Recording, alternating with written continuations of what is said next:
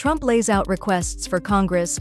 President Donald Trump laid out a familiar vision of vast domestic policy changes in his joint address to Congress Tuesday night, along with some resurrected campaign plans, including a Golden Dome missile defense system and tax-deductible interest payments on American-made cars. It came at a crucial moment for lawmakers. They've cleared the first hurdle to kickstart his expansive legislative agenda, but the route to finalizing it is already being complicated by disagreements within the party and between the House and Senate. Next, the House and Senate must reconcile their plans, navigate the political minefield of hashing out the policy details, and pass it into law. They're hoping to get it done as quickly as they can. Trump added another demand in his speech that Congress send him additional funding for border security without delay. "I have sent Congress a detailed funding request laying out exactly how we will eliminate these threats to protect our homeland and complete the largest deportation operation in American history," he said, after a section discussing fentanyl coming into the U.S. from Mexico and Canada.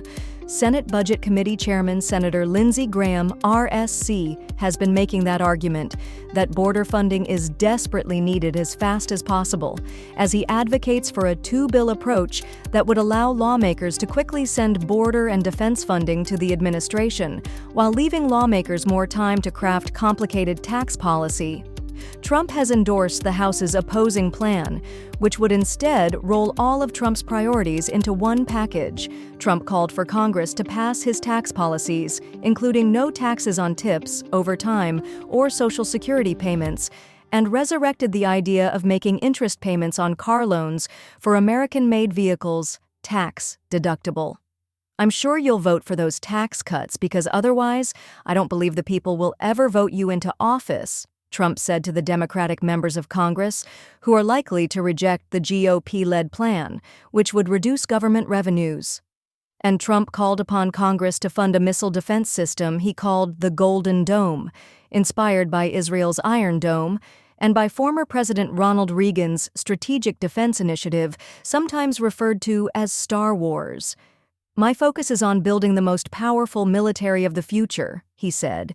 Missile defense and the car payment tax break add to a long list of priorities congressional Republicans will attempt to tackle in a massive policy bill aiming to deliver on several of Trump's campaign promises on the southern border, domestic energy, and taxes, and may complicate them further by adding more expensive priorities that could necessitate cuts elsewhere to meet conservative demands.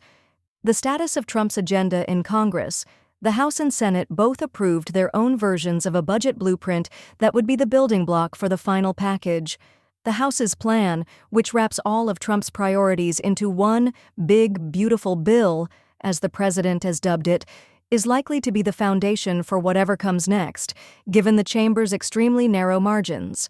Republicans control the House 218 to 215, leaving them only one vote to spare in any party line vote, while Republicans control the Senate 53 to 47.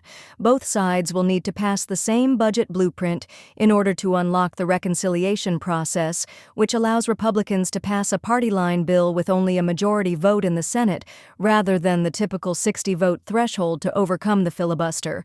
But Republican senators have already said they'd like to see changes to the plan, starting with making Trump's 2017 tax cuts permanent. The House-approved budget blueprint gives lawmakers room to extend Trump's 2017 tax cuts and implement new ones at a cost of $4.5 trillion over 10 years.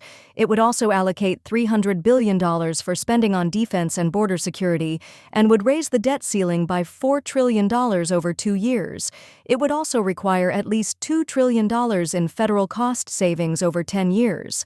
That includes $880 billion from the House Energy and Commerce Committee, an amount that tax policy experts say would likely necessitate cuts to Medicaid, the program that provides health insurance to 72 million low-income Americans. The Senate framework would allow Congress to spend around $340 billion, including at $175 billion for border security and $150 billion for defense.